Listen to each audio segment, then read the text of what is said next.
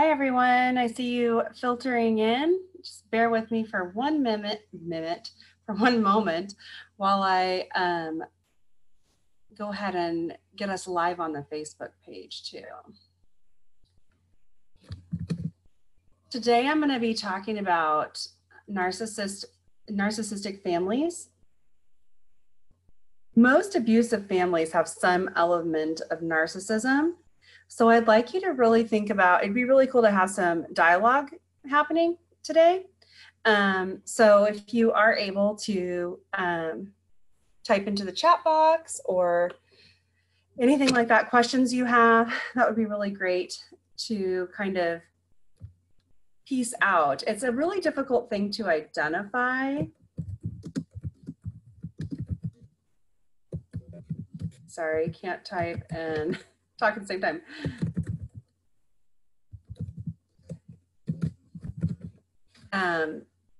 Even for a therapist, sometimes it can be this kind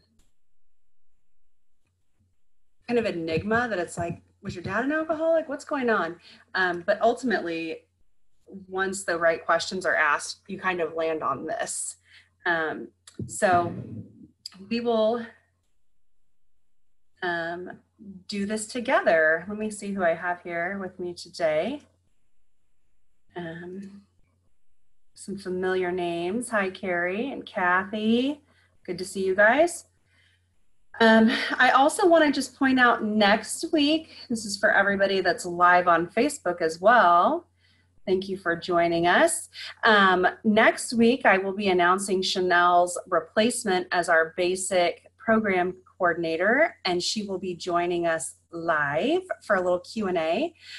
So I'd encourage you to, not next week, next webinar in 2 weeks, to join us for that on January 6th, which is 3 weeks because of the holiday. So keep that in mind and hope to see you there. And we'll go ahead and get started as soon as I can pull up my presentation here. Maybe. Thanks for your patience, everyone. Okay, so you should be able to see the slides and my face, hopefully.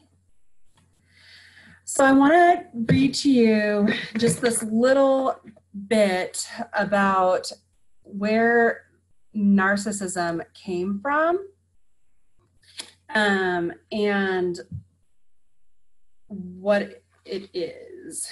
So I'm just going to read this, which I know reading to you online is a little not interesting, but I think this is an interesting story. So, okay. The mythological character of Narcissus has come to epitomize the concept of destructive self-love. There is another character in the legend, however, whom we often forget, Echo. And it is this relationship of the two characters which we derived the name Narcissistic Family for this model. In the legend, Echo has lost the ability to form her own words and can only repeat the utterances of others. When she falls in love with Narcissus, she follows him, hoping that he will say some kind or loving words that she can then repeat back to him. When he says, "I love you," to his own reflection, Echo is finally able to say it too. But Narcissus is so taken with himself that he is unable to hear her. The story, of course, ends with the demise of both characters. Narcissus pines away beside the pool, his love of and absorption with his own reflection in the water, ultimately resulting in his own death.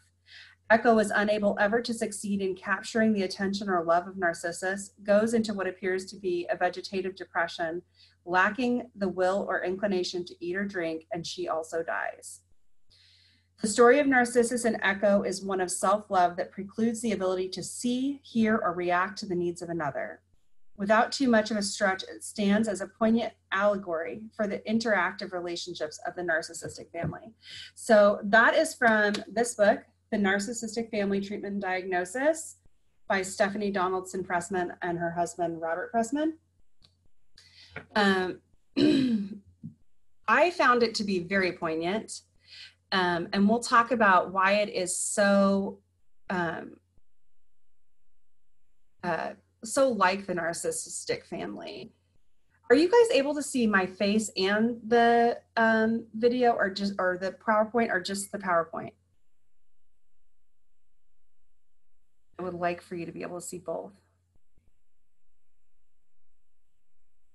Okay, good. I am not able to see the video. So that's okay. So I want to talk about the elements of the system. The first is this skewed responsibility. And what I mean by that is the responsibility for meeting emotional needs is really skewed. And it's basically just flipped up on its head. And it becomes the responsibility of the child to meet the need of the parent. And I'm going to talk a little bit later about how kids in these families can accidentally get their needs met. But by and large, what happens is that the child learns from a very early age that in order to survive, they must become responsible for meeting the child's need. A lot of times what happens is this child may look parentified or just really kind of void, easy to please, may not express a lot of need. The parents may ultimately say, well, we never asked you to do that, because it's so implicitly ingrained that there doesn't need to be a verbal asking. This isn't the parents saying, you need to X, Y, and Z. It really is just this dynamic that flips things on its head and makes the children responsible. Also, there's a reactive reflective. So we talked about that echo and narcissus. In this story, or in the story of a narcissistic family, the children become echo. They cannot act on their own feelings. They have to wait to see what others' expectations are, and then they react. So you might have a rebellious child in a narcissistic system that reacts against what the parents' expectations are. That's going to be viewed really negatively. That might be a child that is really horribly abused. And in a sad twist, that could become the child's way of having a met need, of getting recognition, of being noticed. In other situations, the child will wait for the parent to demonstrate a need, and then will jump in to meet that need. The reflection of parental expectations. So this quote is from the book that I showed you. Frequently in narcissistic families, however, the mirror may reflect the child's inability to meet the parental need. This reflection almost always is interpreted by the child as an inadequacy or failure on her part. So ultimately, children can't meet the needs of adults. And so there's going to be a failure there. And when that happens, it becomes a really big part of what the child's view of self is. Like, I was unable to do that. It was my fault. And so then they will gear up and try again harder. Narcissistic families have a marked problem with intimacy, and this is because of a failure to learn to trust. And that's not because they aren't trusting, it's because they don't have opportunity to. So kids learn trust because they have an emotional need, and mom or dad or attachment figure meets that need. And then they say, okay, I'm allowed to have a need. And then that happens again, and they learn to trust that when they have needs, those needs are going to get met. When that doesn't happen, so in the case of a narcissistic parent whose primary focus is their own need, the child will not learn to trust, and that will follow them into adulthood, creating all sorts of issues. So I said before, if you have questions and you want to plop them into the chat, please go ahead and do that. I'm happy to have this be a conversation today, as well as a little bit of a lecture, as per usual. So use chat, use Facebook if you want, and I'll get to those at the end. So some characteristics, and this would be like if I'm running Amending the Soul group and somebody comes in and says, well, I wasn't really abused, I just don't know why I'm this way. And I have experienced this. Typically, these people will not have a lot of memories from a really young age. So it's important to walk gently through that. Overtly narcissistic families are going to have really just obvious dysfunction. So these are the easily recognized ones where there is lots of abuse. There's drugs and alcohol, there's criminal behavior, a parent that's overtly mentally ill. Typically you'll see institutionalism. These families and homes are profoundly neglectful when it comes to meeting needs. Mostly emotional, but other areas as well. In these families, there will be like this sense of, we have to keep a secret. Other people can't know what our story is. And so the children will isolate themselves from other children in the family. These are the kinds of families where none of the siblings have the same story. When you talk to them, it feels like they grew up in separate houses. They aren't allowed to really commingle and talk to each other about their experience. Their dynamic is hidden from outside people, so they don't talk about real stuff with other people. And again, there's that few to no memories, because the less memories I have, the less I have to talk about. And that's not because they're choosing to forget them, it's a survival mechanism. As an adult, the child will typically be filled with unacknowledged anger, report feeling hollow inside, have intense feelings of inadequacy or being defective. They might suffer from anxiety or depression, seemingly unaware of what happened to get them there. So you might be asking, like, what happens if this person shows up in my group and they say, I don't know what happened to me, I just don't know. You might direct them to some reading. So I never like to speak into somebody's life like, this is what happened to you. You might say, it sounds like something I heard one time about narcissistic families. And there are like 1,000,001 quizzes online, if they Google it, that they can look at, or they could, I'll give you some book recommendations at the end. If you are the kind of person that likes to have a library developed that you can hand out to people and loan out, I have some good reading for you. But I don't like to just say, this is what that was. I like to say, it sounds like maybe this could be it. How about you read these things or look into that to see if that sounds like it fits. Because secrets are such a big part of this family dynamic, as with any abusive family, it can feel really invasive to tell someone what their story was. Covertly narcissistic families are harder to recognize because they're more subtle. The problem was that so this is a therapist talking, the problem was that the patient manifested all the symptoms we have associated with an alcohol-troubled family, without any evidence of familial alcohol abuse or drug abuse or any abuse of any kind. So this will be like, well, I don't have any memories of anything like that happening. But they have all the symptoms of it. Needs of the parents are the primary focus of the family. Children are expected in some way to meet those needs. The child learns to mask their own feelings, pretend they do not feel, and develop mechanisms to avoid their feelings. I talked a little bit about how a lot of times in these particular families, the siblings have very different experiences.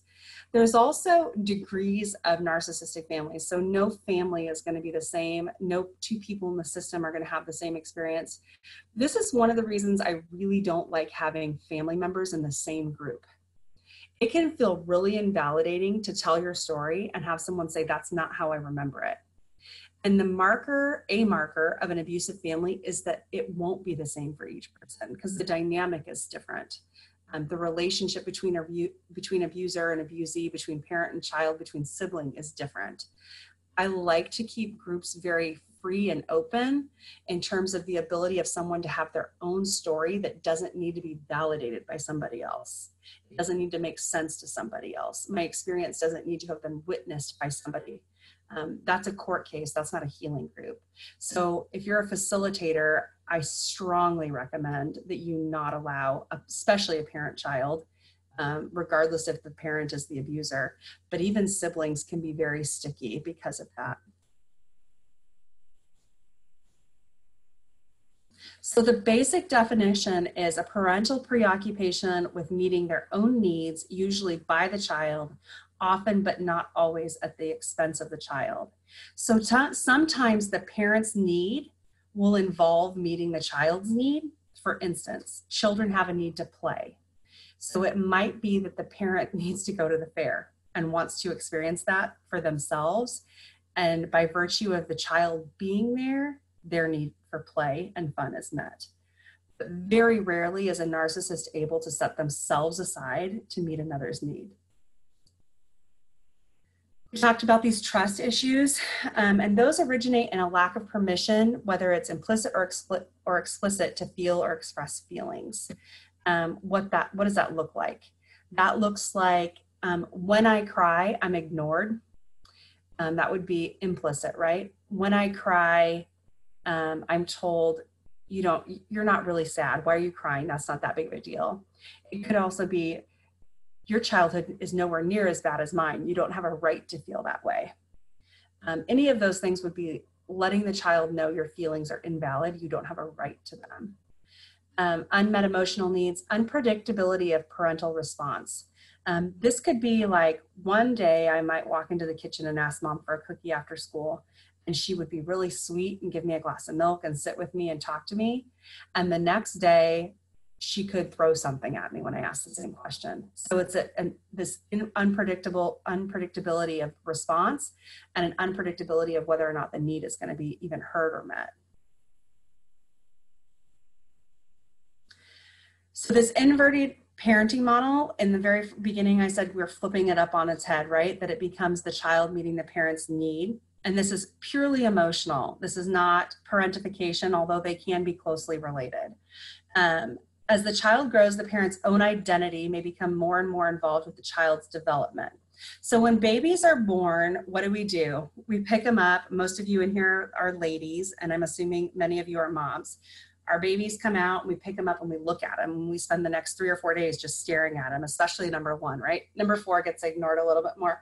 But number 1, we'll literally wake it up if we can't hear it breathing because we want to see that child's face. That's kind of an attunement. And when babies are little, they are looking for themselves. Who am I? Who am I connected to? What am I about? What am I attached to?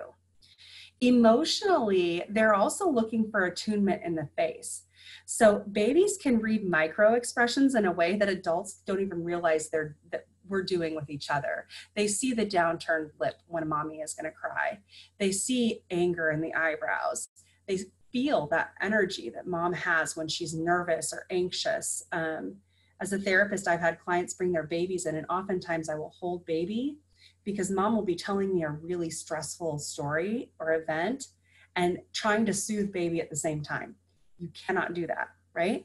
So when infants are born, they're looking to attune with mom. Mom is the captain of their emotional ship, or the attachment figure that they're attached to is the captain of their emotional ship. And wherever it goes, that's where baby goes. And as they grow older, they learn to experiment with having their own separate feelings and emotions. And mom's job, or attachment figure's job, is to regulate with them. So co-regulate, to teach them how to deal with that stuff. In a narcissistic family system, the parent is unable to do that. An upset baby is a selfish baby, is a troubled baby. It's not my job to make that baby feel better. That baby is supposed to be loving me and making me feel happy. My toddler's temper tantrum is about them not being a good kid and about them not loving me enough and not meeting my needs. It's not about the child being upset and having an unmet need or a situation that needs to be tended to. So in that system, the child learns to adapt to meet the parent's need, and the parent is unable to adapt from this infant to toddler to the next phase, and the parent is unable to grow into those developmental stages and meet the needs of those developmental stages. The child's need for differentiation and fulfillment of emotional needs escalates with normal development. So I have an 8-year-old right now, a 6-year-old, a 4-year-old, and a 2-year-old. And the 8-year-old is just now stepping into this phase of like, I might be growing up. I might be able to ask for what I want. I might need more independence. And it's interesting to see how rebellion is a part of that. There's a pushing away. A narcissistic parent would take that as, you don't love me. Whereas it really is a natural, important step for them to experiment with that independence and to experiment with that will and to experiment with their desires and their needs. As that happens for a narcissistic parent and the child just expresses it more, the parent system views that as thwarting them, like thwarting the system, thwarting authority, thwarting the parents, and really would characterize it as, you're selfish. The parent is unable to see a child as a distinct, autonomous being with feelings and needs that are different and apart from him or herself. So picture the narcissist or narcissus with his mirror saying, I love you, I love you, I love you to himself, right? And the child is over here with his own feelings, but the parent can't look away and look at the child. The parent can only see self. And so anything that's happening over here with the child is actually not a part of the parent's reality. They are completely unaware of it. If they are aware of it, they will interpret it as selfishness. Any questions so far? Let's see if I can pull up Facebook. Sarah, my face is small. I'm sorry. I can try to change it. Optimize share. Maybe. Let me try this. Hang on one second. I'm trying to make my face bigger for you guys. My husband tells me it's not interesting when my face is small. Might just be because he likes my face. But. Okay, let me see here. Sorry for the pause. If you use this time to type questions if you have them.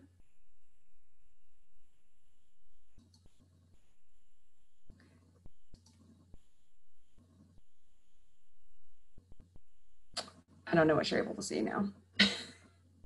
I don't see the right things. There you are. All right, can you see my face now still? Is it the right size? And can you see the PowerPoint?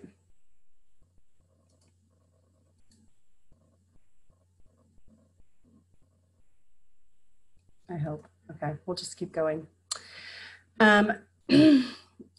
The maintenance of this system, how does a family maintain this system? How do they keep it working? One of the main things is, and it's funny to read these and then to listen to the stories of our participants and to listen to the stories of, yes, Jean, I'll do that in 1 second, okay? So Jean's asking for the difference between parentification and narcissism. It's interesting to hear the stories of our participants and then to read some of this stuff because you're like, oh, I've totally heard that before. Instead of direct communication in the narcissistic family system, the parent will say, instead of, would you please go X, Y, and Z, take out the trash, set the table, clean your room, the narcissistic parent will passive aggressively say, it would be really nice if somebody would. And this comes from their own inability to express their own need, right? So it's their own inability to connect with their own inability to use their own ego strength to say, I have a need for something, I have a desire for something. So they can't directly communicate about it. And instead of expressing authentic emotion in a timely manner, emotions seem manipulated and do not come at an expected time. So this might be that in the face of feeling really angry, they don't act angry, they act eerily nice, eerily close and sweet. And then later there's a real coldness that's not explained. So that also plays into this like instability, unpredictability, is it just doesn't make sense when the emotions are displayed and it all seems very manipulative to get a certain response. Triangulation, married parents communicating through a child. More often than not though, it's an inappropriate level of confidence in the child. So small children or children in general knowing about their parents' sex life or knowing that dad had an affair or knowing about mom's drinking problem. There is this adult level of confidence placed in the child. There's a lack of parental accessibility in narcissistic homes. Their ability to have authentic, meaningful conversation about feelings and emotions does not happen.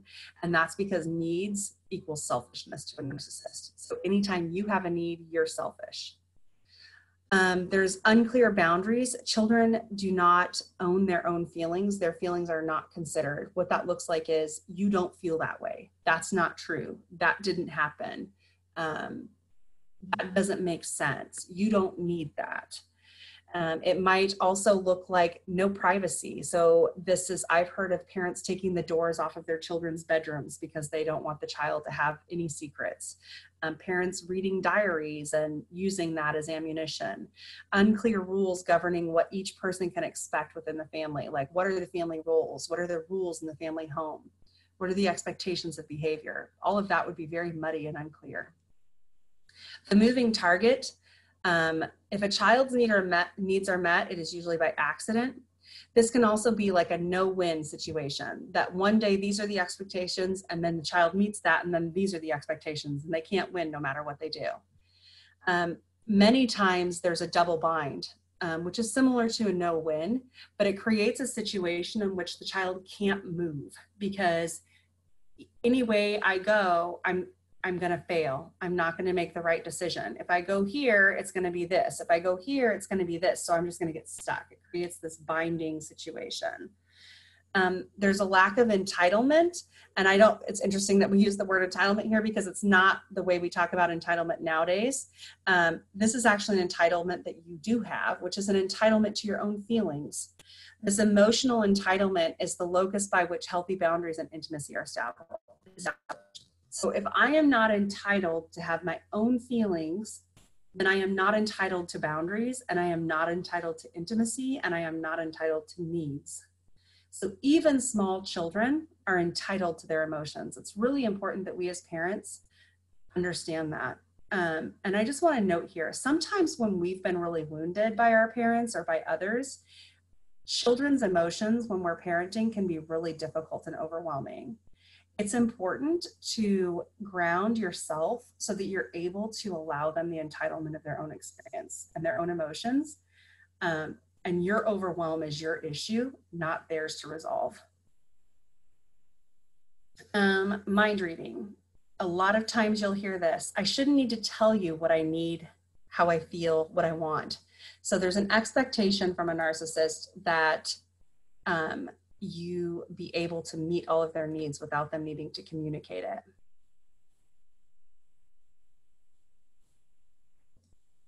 Okay, so we're going to go back to the other way. For some reason, all of my windows aren't showing either. There's a black box obscuring the slide. Okay,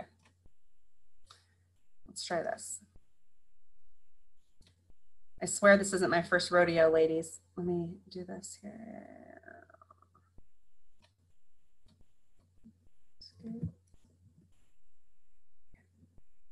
Now,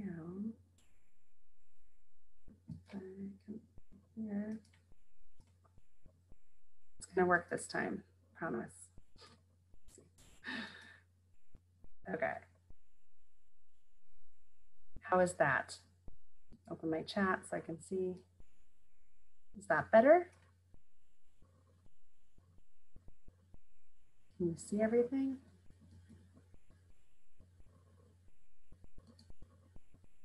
No. There. How's that?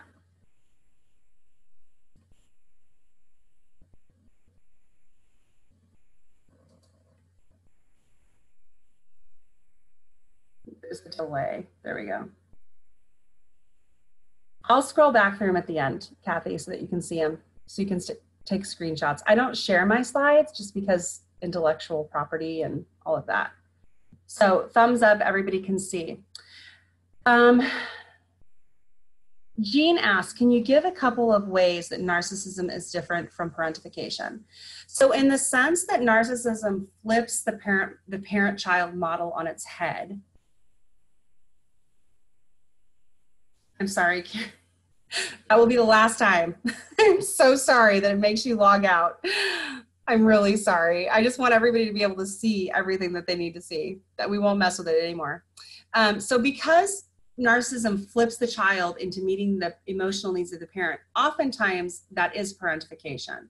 Parentification can also be many other things. And a child in a non-narcissistic home could also be parentified. So a child that is responsible for taking care of a parent with MS, a child that's responsible for their 16 siblings because mom has to work really hard. Those could be parentified children that don't necessarily have narcissistic parents.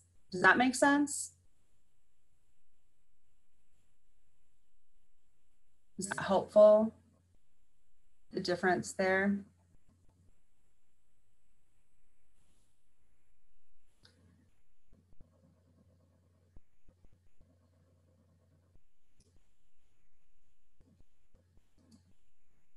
Okay. So here we have the 7 deadly sins of narcissism. So I'm moving into kind of what makes a narcissist, what is a narcissist. So some things that a narcissist will experience or that you might notice about someone that you think, I think they're a narcissist. The first one here is shamelessness. And what this means is it's really impossible to embarrass a narcissist or to make them feel shame. It's difficult to notice that they feel badly about anything. And that's partially because, you know, they're too busy telling this mirror, I love you, I love you, I love you. That doesn't mean they actually really love themselves. So I've had people say, I don't think they're a narcissist because I don't think they actually like themselves. They don't. They don't like themselves, but they have to keep pretending they do in order to survive. There's a magical thinking that takes place. You might hear things like, oh, if I had, and other people make these statements, but a narcissist really believes them. If I had just taken advantage of that opportunity, I would be famous. I know I would. That this magical thinking is, I missed one opportunity and that's why I'm not the big deal that I should be. Magical thinking, they might think that they are as smart as Einstein if only they had had the right opportunities, things like that. There's an arrogance there. Even in that magical thinking, an arrogance of being better than others, of being a better parent even. I've heard narcissists say, well, I'm a better parent because of X, Y, and Z, when they're really not even paying attention to their children. Envy is a big thing. That can be envy of success, envy of position, envy of money. And then entitlement is here. They have entitlement. Their entitlement encroaches on the entitlement of others, right? Because they believe they are the only ones entitled to emotion. They will exploit others. I call this relational masturbation because they use relationships to make themselves feel better. They use people and relationships to soothe themselves and to build up their own ego strength that they lack in themselves. And then bad boundaries or no boundaries. Again, feel free to type any questions that you have as they pop up.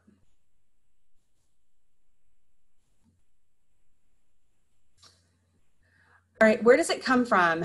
I've heard parents ask, am I raising a narcissist? So I talked a little bit about, you know, baby, you're looking at baby's face as baby gets older, their needs change. And so your role in meeting those needs changes and their requirement of you changes. So I want you to picture kind of a 3-year-old that has really grandiose thinking about themselves. They think that they're Superman. They think that they're all powerful. They think they can walk on walls. And to a certain extent, we feed that, right? Like, you are amazing. You are great. And that's good. You don't want to tear down a 3-year-old because that's part of their development. There's also this entitlement of, I'm the only person in the universe, right? That everything revolves around me. This is why when there's stuff happening in the home and the kids don't get an honest, age-appropriate explanation, they immediately think it's them because they are egocentric in that way. Also, nobody can throw a temper tantrum like a 3-year-old. There's this rage and this infantile will that takes over that's really hard to control.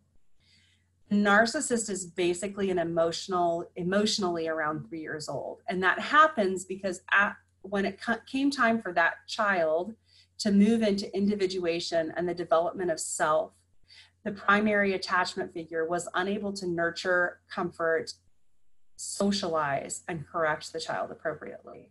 So either correction didn't take place or it took place to the extent that the child lost a sense of themselves. It could be that they had a narcissistic mother or father that didn't meet their emotional need. And so there wasn't this cycle of nurturance, comfort, allowing the child to go out and experiment, correct and guide, and then start over again.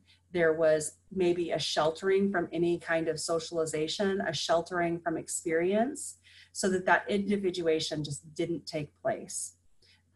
Shame, rage, and aggression weren't dealt with. So when that child is raging or feeling shame, the parent isn't helping the child learn to cope with those things in a healthy way. And so what happens is that instead of developing a really strong sense of who they are, what they're made of, what their needs are, how to communicate that, they lack a sense of self, and they don't have, I guess a way to picture it would be, if we're all containers holding water, that is the sense of who we are, a narcissist lacks the container. They don't know who they are. And so their stuff just spills out everywhere. And in order to make themselves feel like a self, they have to constantly be filling with what belongs to other people. And they really don't have enough resource in themselves to be able to have a connected, intimate relationship. So I hope that makes sense.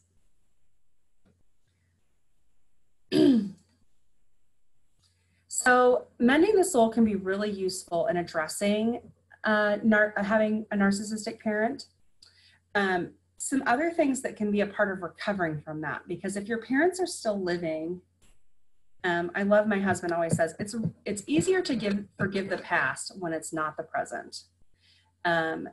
So if you have a parent that did a bunch of stuff in your childhood and you forgave it, and maybe they've repented and they've changed their ways, that's an easy path to restoration, right? If you have a parent that is a narcissist, there's not a great chance that that parent is going to ever recover from that. That's a lot of therapy and work that a lot of narcissists aren't willing to do because it hurts. So what do we do about it as we're recovering from that? Revisiting is kind of the first stage, and we can do that in Mending the Soul. That's where we look at our story. What did it look like? What actually happened?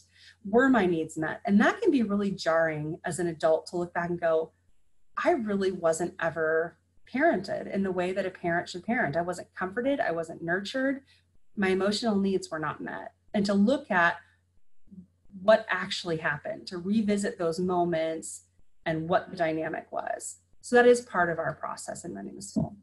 And then mourning the loss of the fantasy. So I think about this time of year in the holidays when we are gearing to see our family, when we are hoping to experience the joy of visiting together that really honestly few families experience. There's a mourning that needs to take place. There's a mourning that needs to take place, a grieving of the hope that there could be a different kind of relationship.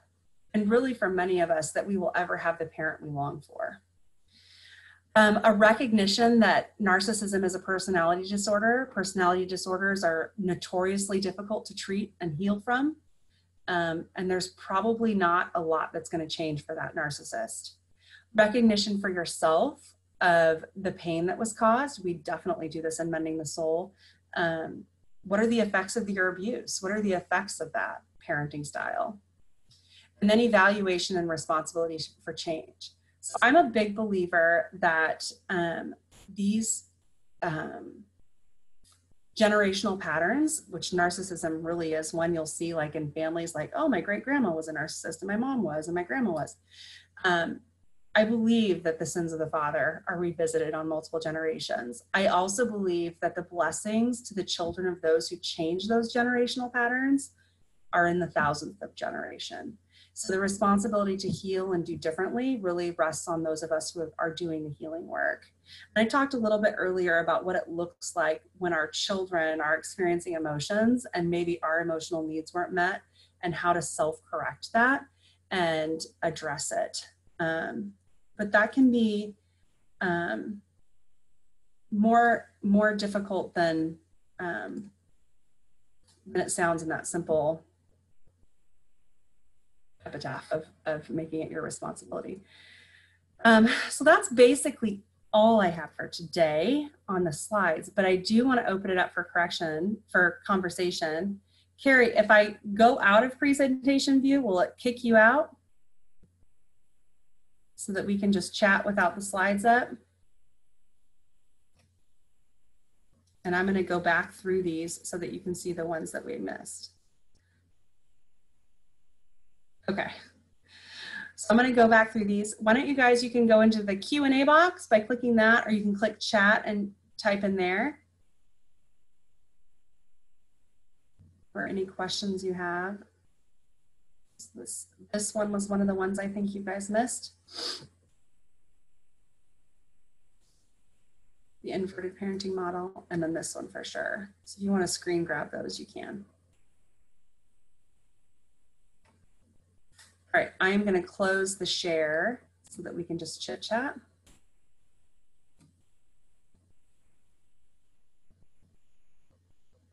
And I'm going to scroll back for questions. No questions? I thought this would be a big question one. Have you guys ever had an experience where somebody's in your group and they don't know what's wrong with them and you can't figure it out either?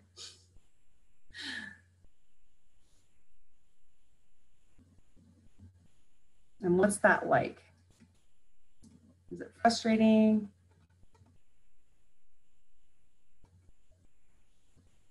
Yeah.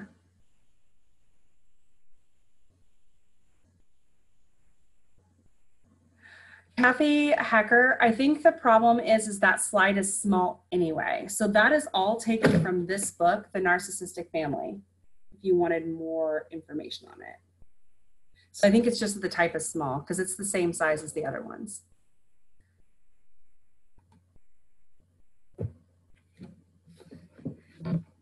Yeah, sometimes people come in knowing that they have stuff they need to talk about.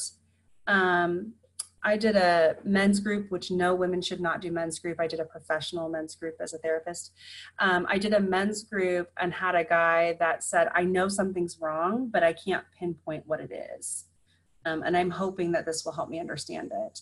I think we all have experienced that somebody might come in saying, I had a really critical mother, and then realize they had like tremendous abuse. So I think that mending the soul can be really useful in helping to identify abuse, because that can be a really big step for somebody to take.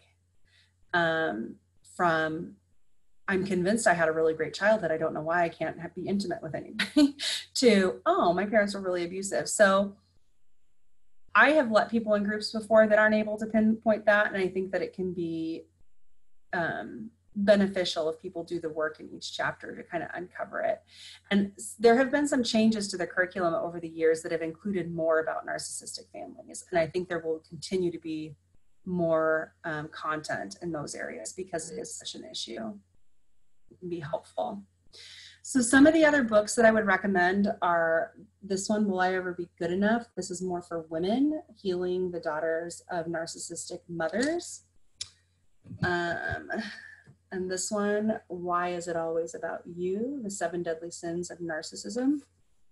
And then the one I showed you, this purple one, The Narcissistic Family. This is a more for therapists, but the first couple chapters are really useful in terms of identifying and defining things. And there's some stories that you might be able to, see, oh, that's what my experience was. That makes sense. I have felt that way before. So Claire, I see, what if the parents,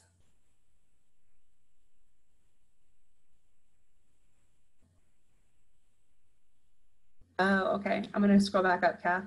Absolutely just had this discussion. Last week she said she wasn't abused. She kept saying the material wasn't resonating with her. Then we talked about narcissism and unnurturing. Yeah, so the opposite of, trauma is basically anything less than nurturing, right? So I think that's really great, Kath, that you were able to kind of guide that. And like I said, I don't see anything wrong. Like I've even sat with narcissists before, said, I wonder if you've ever thought about, what it looks like to feel that way. Like, what is that comes up? So I think you can sometimes even guide in marital, like guide people to figure it out themselves, to self-discovery. What if the parents never admit it? So a narcissist will never admit to being a narcissist. Ever. That would be emotional suicide. So it's really important to understand that I don't need anybody else to do anything for me to be okay. Nobody else has to participate in my healing. Nobody else has to ask for forgiveness or apologize. I can heal completely without all of that. The trick is, if you continue to be in relationship with someone that's abusive or a narcissist, you will continue to get hurt. So you have this deep childhood wound, let's say this container full of festering yuck that you're healing from. And every time you're near your parents, they fill it up again because the past is the present. It's not going away. So they are unable to draw boundaries around themselves. So you remember I said their container for their water doesn't exist. So they're just bleeding all over the place, flowing everywhere. no boundaries, I'll get my needs met where I can. You have a container. And so it's really important that as you heal, you work towards really healthy boundaries to protect yourself. And sometimes that might mean not having a relationship. Sometimes that might mean having a really distant relationship. You will never get that need of having your mom love you or your dad love you and express that to you in a meaningful way. That need will never be met by a narcissist. They are incapable of meeting that need. So a lot of this mourning and a lot of this grieving comes from realizing that the hope for that, probably without a miracle in the life of that person, is not going to take place. And no amount of you presenting ideas or discussing it or telling them how you feel is going to change that. If they are indeed a narcissist, it will not matter. And that's really how you tell. So I'll just tell you in my own story, what did it for me is that I kept drawing these boundaries, and it was as if there was no wall there, and she'd come barreling through, and the boundaries got to a point that they were so extreme that there was virtually no relationship there. And in she comes barreling through, doing what she does. And I said, when you do X, Y, and Z, it really hurts. And she literally said back to me, but it makes me feel good. And so the conversation I had was, I want to make sure you hear me and that you heard that I'm hurt. And that your response was that you don't care because it makes you feel good. And it wasn't until that point that I was able to make the distinction between what I could understand and was healthy and good and what she was unable to see. And it's at that point that I was able to say, she's never going to be able to do that, because for her, that would be emotional suicide. Yeah, so we all have it. Kathy says, how is narcissism different from extreme selfishness or being a lost sinner who is acting like one? So the basic thing that I just said, Kathy, is that they are incapable. They do not have capacity to love another. They do not have capacity to meet the needs of another. Their emotional sense of self, that well that we all pull from when we want to love someone else or nurture someone else, it does not exist. They're empty. And so it's not just sin or selfishness. It's not just, I'm going to do what I want, forget about you. It's, I don't see that you have a need. I'm the only one that has needs. Does that make sense?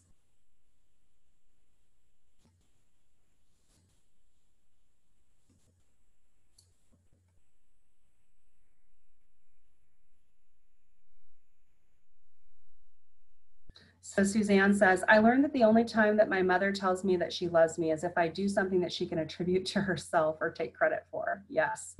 I love that you do blah, blah, blah, blah, blah. I'm so great for teaching you that. Let me tell you what else I do that's wonderful. Yes. Yes, Suzanne. My mom told everybody that she picked out my husband and she hadn't even met him yet. So I totally get that. And I was like, you don't even know him. I'm so confused. Do narcissists tend to get worse as they age? I think personality disorders generally do increase in severity as people age. And I'm not sure if that's because, part of it is I think that they lose contact with the outside world because people get tired of relating with them. And so they just don't have a lot of interaction with healthy people. And so it's more obvious. You ever notice that like people get quirkier if they aren't around other people? It's that same dynamic. I also think that the neuroses of it, like this self-talk that goes in their head, it's just become so murky in there that in other words, yes, I think it probably does get worse. I think if it's caught before 35, 40, there's probably hope for change.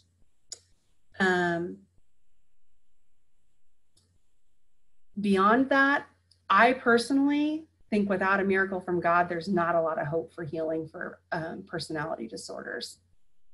Do they learn that? So Jay on the Facebook page asked me, do they learn that behavior? So one of the slides that I talked about said when they're really little and they're babies and they're moving from that attached to mom or my attachment figure is the person that determines where I'm at, right? If mom is really sad, I'm regulating with mom. And they move into a different stage of development where they're individuating, they're becoming themselves. That stage, mom is not able to help them do that. And so they don't ever develop a sense of self. And every stage beyond that, as children grow, they miss that because mom is not able to encourage that and nurture it. Mom's main interest as a narcissist, and it could be dad, it could be either parents, it could be both parents, but the parent's main interest is not helping that child learn to be a self, an individual with their own unique needs, desires, feelings, and emotions. The primary focus of the parent is getting their needs met. So if they need to feel beautiful, mom might say, look at me, don't I look beautiful? Don't you love mommy's hair, right? Something like that. But it will never be, you are. How do you feel about yourself?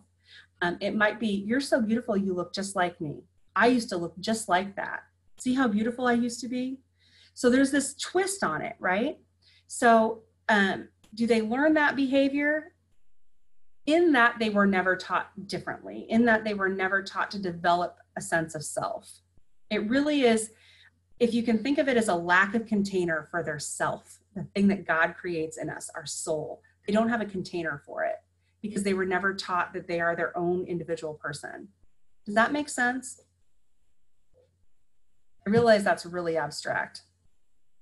So Jean says, this is shining spotlights on some parts of my life. And yes, it's hard to face because my mother was so loved by everybody. Yeah. I bet she was, Jean. Yeah, that's really hard.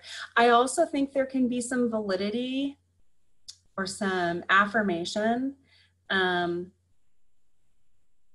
Sometimes you're surprised by what you perceive as everybody loving your mother may not have actually been that way. Everybody may have been aware that they needed to love her in order to be in relationship with her. And so that can be an interesting thing to explore. Any other questions? So I just want to again say, if you have a participant who is saying like, I don't like some of this resonates, but not all of it does, I'm not sure, you're not going to jump to, you might have had a narcissistic parent.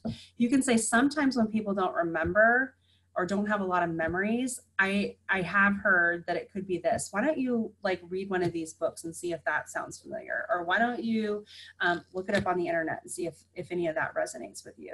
Because if it does, that might be it, because it is insidious, especially with the covertly narcissistic family, right? The one that looks normal. Okay. And it may also be that somebody that's in that situation isn't ready to see what's happening. So it might not be that they had a narcissistic parent. It could just be that they're not ready to see the truth. And that's okay. We can sit with that.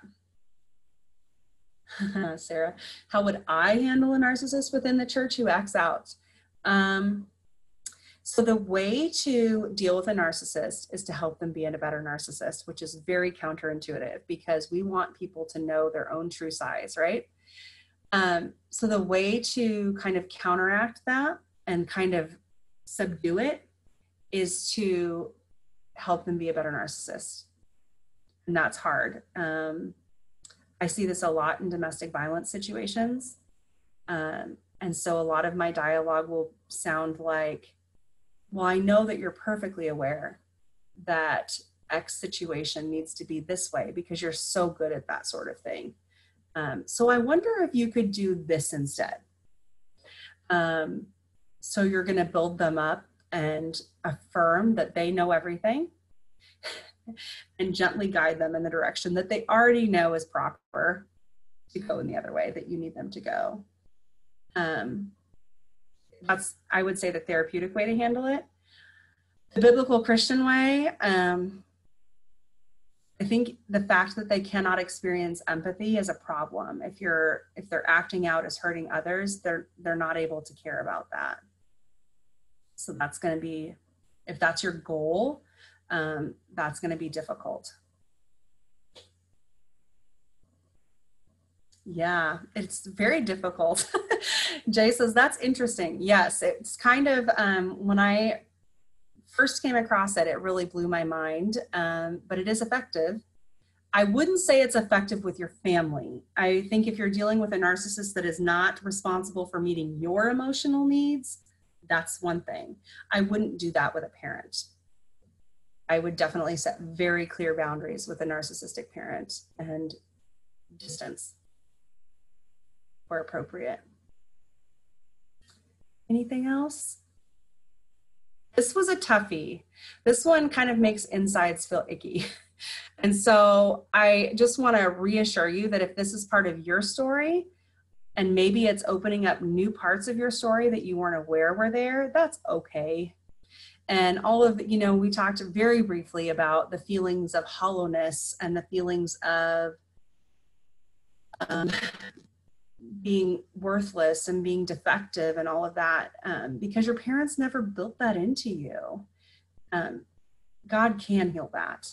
And that is something we do. We specialize in mending the soul. And so as you facilitate, new stuff comes up for you, make sure that you take that out of the group, that you have someone you can reprocess with, either a therapist or another facilitator or a prayer partner, that you can take that up with outside of the group you're facilitating, and go through some of the exercises again about a different abusive situation. I know the first time it was one thing for me, and then the next time it was another thing, and then, whatever.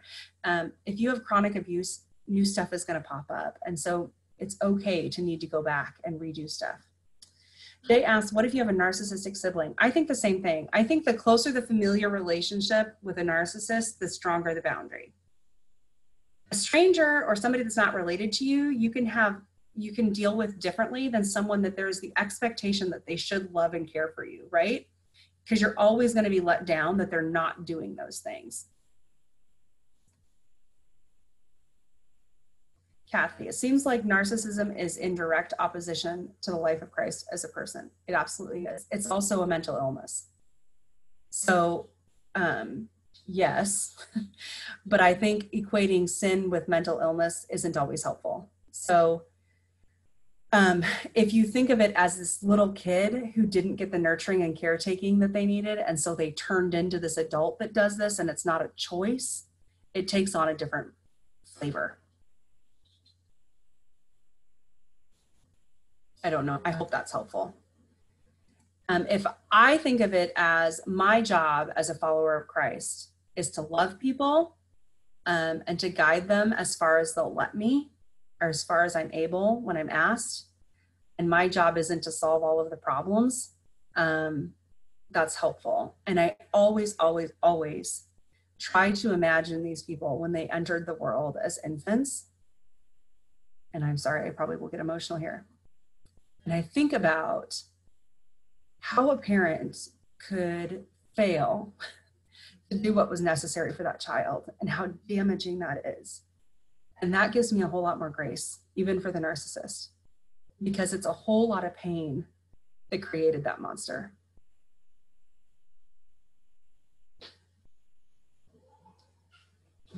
And I think, I'll just finish with this, I think God's grace is big enough to cover that, even if there isn't healing for that person here on earth. I think there is in heaven.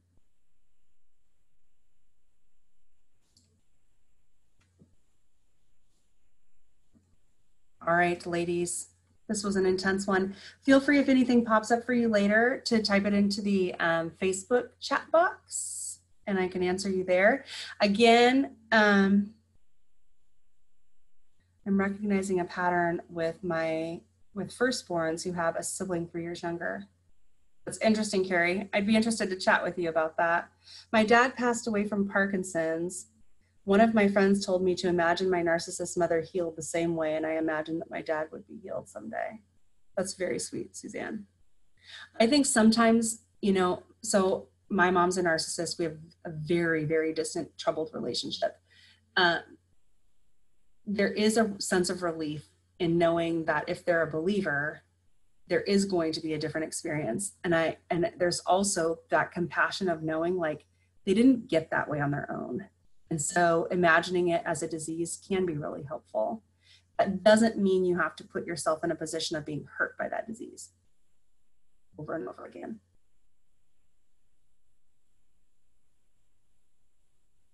Yeah, absolutely. Absolutely. Next January 6th, I'm not even going to say how many weeks it is because I'm so confused by the holidays and this year's Thanksgiving was totally off. January 6th, I will be announcing Chanel's replacement. So, you know, Chanel was our prior program director for Mending the Soul Basic.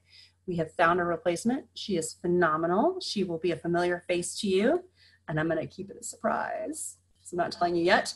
And I will be doing a brief Q&A with her at the beginning of our webinar. So if you want to pop in and ask questions, feel free to do that. She's got some really great ideas, and I think it's going to be a really great addition to our program. So January 6th, 5:30 p.m. Arizona time, 7:30 p.m. Eastern time. So I will see you all then. Have a great evening and a very Merry Christmas to everyone.